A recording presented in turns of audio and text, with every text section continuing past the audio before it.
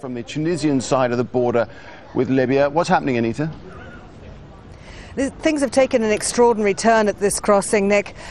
We understand that not only have Gaddafi troops crossed over the border crossing into Tunisia, but they are now engaged in combat in the border town of Dehiba with Tunisian forces trying to stop them from advancing any further. Why would they have gone across? That's the question we've been asking ourselves. Well, there are a number of the opposition fighters, not based in Dehiba, but certainly their families are there. It's a town that they're accustomed to using for refueling and resupply.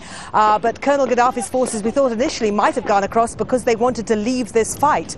The fact that they're now engaged in combat with the Tunisian military takes this into another realm entirely. Up till now, the Tunisians have been very hands-off, very Swiss about this whole conflict, trying to be fair to both sides, trying not to come down harder on one side than the other. And in fact, yesterday, when the fighting kicked off at the border posts, the Tunisian military and police downed tools and legged it. They actually left the border post, abandoned it, and it was only angry people from the town of Dehiba telling them to go back and take their positions and protect the town that forced them to re-engage. But now the battle has actually come to them. We understand that Tunisian military have captured 7 vehicles belonging to Gaddafi's forces.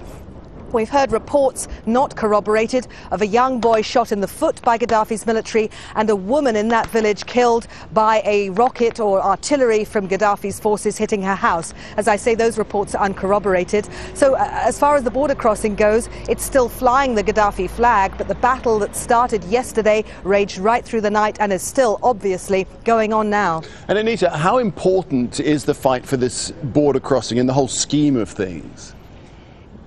It's important in 2 levels.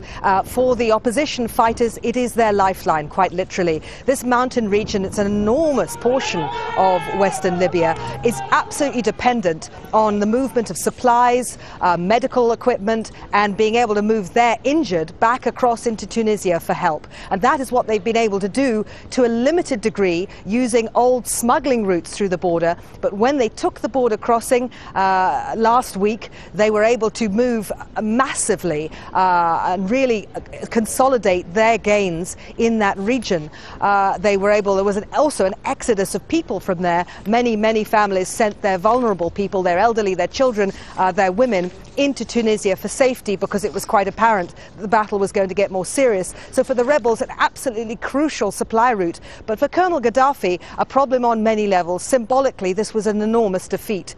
Symbolically, this was a tremendous blow to his position, what he maintains, that in fact the rebellion is limited to the east of the country and the west belongs to him. This quite clearly demonstrated that that was not the case. Anita, leave it there for the moment. Thanks very much indeed. Back with you as